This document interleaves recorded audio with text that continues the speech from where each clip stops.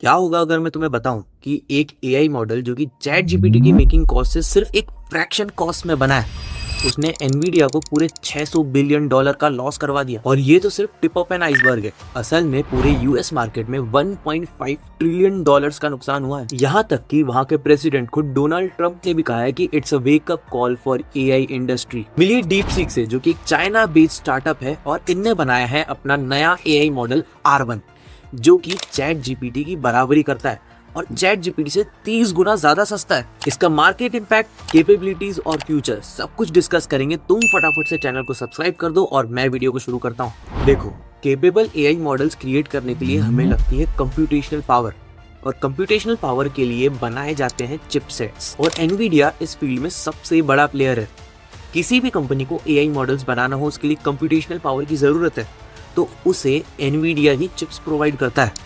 और कुछ सालों पहले एनवीडिया ने कुछ पॉलिटिकल रीजंस के चलते चाइना को अपने हाई परफॉर्मिंग चिपसेट प्रोवाइड करने से मना कर दिया। एनवीडिया H100 एनवीडिया का अभी तक का सबसे हाईएस्ट कंप्यूटेशनल पावर रखने वाला चिपसेट है, पर चाइना के पास सिर्फ एनवीडिया H800 ही जाता है, जिसकी कंप्यूटेशनल पावर एनवीडिया H100 जितनी नहीं है। पर डीपसीक का एआई मॉडल R1 एनवीडिया के H800 कंप्यूटिंग चिप पे बेस्ड है, और इसकी मदद से उन्हें ये प्रूव कर दिया है कि एआई मॉडल बनाने में कंप्यूटेशनल पावर ही सब कुछ नहीं होता है। और इसी वजह से एनवीडिया की स्टॉक वैल्यू 17% से गिर गई और उन्हें टोटल 600 बिलियन का लॉस हो गया। एंड अगर तुम्हें पता ना हो तो बता दूं, this is the biggest corporate loss in US history ever recorded in a single day. चलो अब जानते हैं कि असल में डीपसीक क्या चीज है। डीपसीक के फर्स्ट स्टेप रखे गए थे मई 2023 में, यानी कि इसे अभी 20 महीने से भी कम वक्त हुआ है, और इसने पूरी मार्केट को डिसरप्ट करके रख दिया। ये एआई मॉडल 671 बिलियन पैरामीटर्स को सपोर्ट करता है, जो कि सिर्फ 5.6 मिलियन डॉलर में बनाए गए हैं।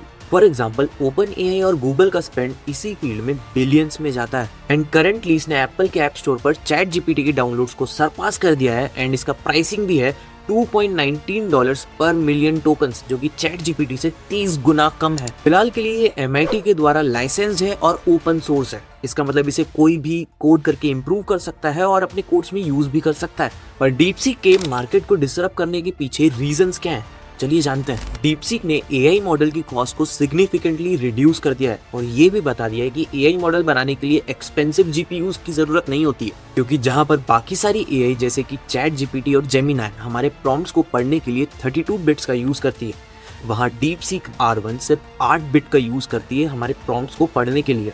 और यहाँ पे ये रिड्यूस कर देती है 75% मेमोरी यूजेज। जहाँ चैट जीपीटी एक बार में 1 ट्रिलियन पैरामीटर्स यूज करती है और वो सारे के सारे एक साथ एक्टिव होते हैं, डीपसीक एआई सिर्फ 37 बिलियन पैरामीटर्स एक बार में एक्टिव रखती है और टोटली 671 बिलियन पैरामीटर्स यूज करती है। हालांकि अगर हमें और पैरामीटर्स की जरूरत होती है तो रियल टाइम में हम लोग उन पैरामीटर्स को समन जरूर कर सकते हैं, पर हाँ, एक बार में 37 बिलियन पैरामीटर्स ही यूज होते हैं। डीपसीक में पोटेंशियल तो बहुत है, पर क्या वो सेफ एंड सिक्योर है?